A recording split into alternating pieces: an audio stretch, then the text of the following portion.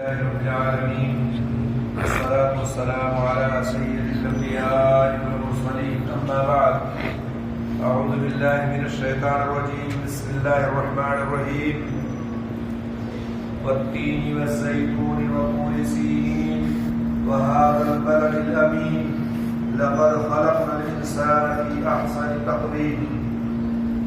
یہ سورۃ التین ہے، مکی سورت ہے.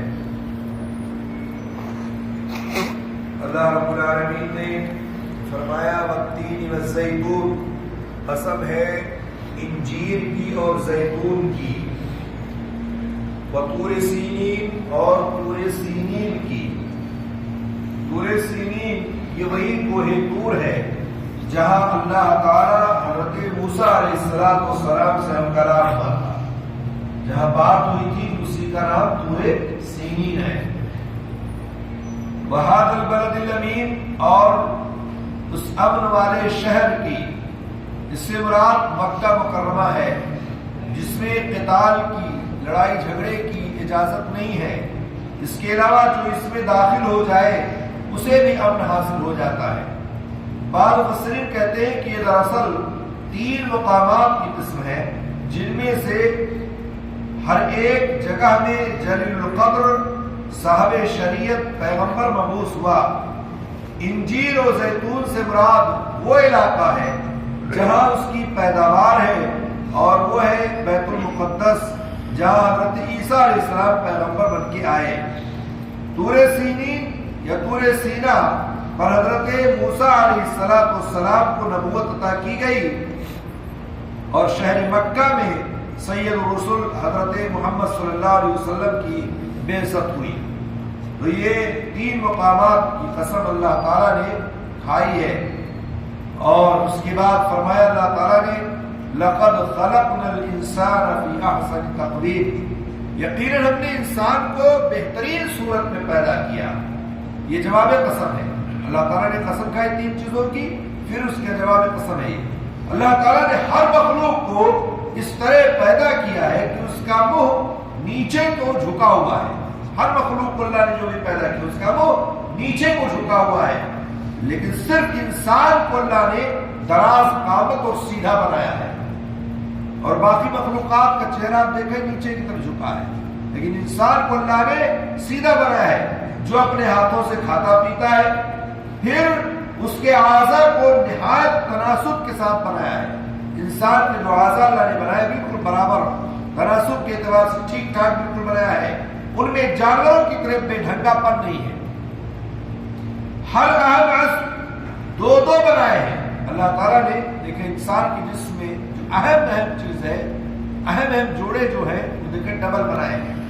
ہاتھ 2، پیر 2، کڈنی 2، ٹھیک ہے، آنکھ 2، کان 2، ناک 2، ہر چیز کو دیکھیں آپ اللہ تعالیٰ نے جوڑا بنایا ہے.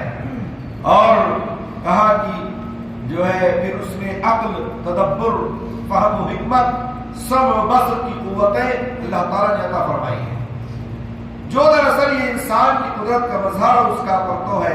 بعض علماء نے اس حدیث کو اسی معنی و مفہوم میں محمول کیا ہے، جس میں کہ اللہ تعالیٰ نے اللہ کے رسول صلی اللہ علیہ وسلم فرمایا ان اللہ خلق آدم علی صورتہ، اللہ تعالیٰ نے آدم کو اپنی صورت پر پیدا فرمایا ہے.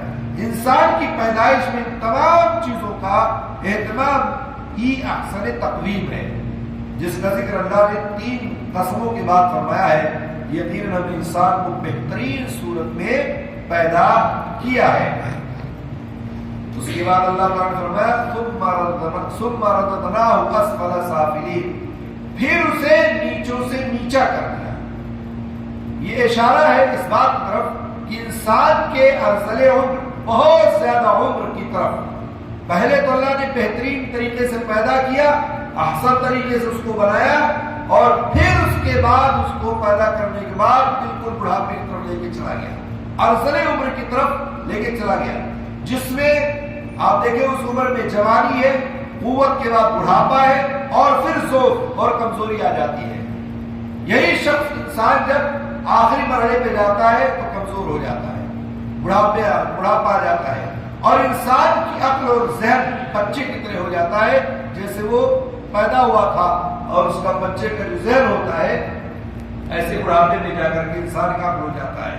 بعد میں اس سے کردار کا وہ سفلاپن لیا ہے جس میں مبتلا ہو کر انسان انتہائی پست اور سانپ و بچھو سے بھی زیادہ غیر فکرہ ہو جاتا ہے. اور بعد میں اس سے ذلت و رسوائی کا وہ عذاب مراد لیا ہے جو جہنم میں کافروں کے لیے ہے. گویا انسان اللہ اور رسول کے اطاعت سے انحراف کر کے اپنے کو احسن تقویم کے بلند رتبہ اور اعزاز سے گرا کر جہنم کے اسفل سافلین میں ڈال دیتا ہے.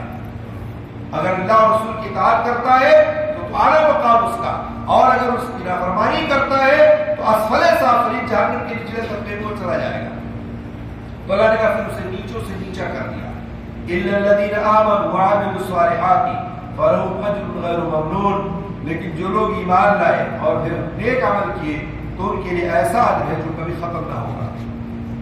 مومنوں کے لیے آیت سے پہلے مفہوم کے اعتبار سے یہ جملہ مبینہ ہے کہ مومنوں کی کیفیت اللہ رب العالمین بیان کر رہا ہے، اور دوسرے تیسرے مفہوم کے اعتبار سے ماقبل کی تاکید ہے کہ اس انجام سے اس نے مومنوں کو استثناء کر دیا ہے کہ کون نیچا نہیں ہوگا، کون اسفل سافلین میں نہیں جائے گا، کون جہنم میں نہیں جائے گا. اللہ تعالیٰ نے یہاں استثناء کر دیا کہ وہ لوگ جو ایمان لائے، نیک عمل کیے، وہ لوگ، ان لوگوں کے لیے ایسا اجر ہے جو کبھی ختم ہونے والا نہیں ہے، یعنی گویا کہ ان کا ٹھکانہ جنت ہے. وما یکذبک بعد بالدین، بس تجھے اب روزے جزا کے جھٹلانے پر کون سی چیز آمادہ کرتی ہے؟ اب کون سی چیز ایسی جو تجھے قیامت کے دن کو جھٹلانے پر آمادہ کرتی ہے؟ یہ انسان سے اللہ تعالیٰ کا خطاب ہے کہ زجر و توبیخ کے لیے ہے کہ اللہ نے تجھے بہترین صورت میں پیدا کیا، وہ تجھے اس کے برعکس جو ہے ذلت کے گڑھے سے نکال کر گرانے کی جو قدرت رکھتا ہے وہ اس سے تمہیں بچانے کی کوشش کرتا ہے اور اس میں گرنے سے بچاتا ہے.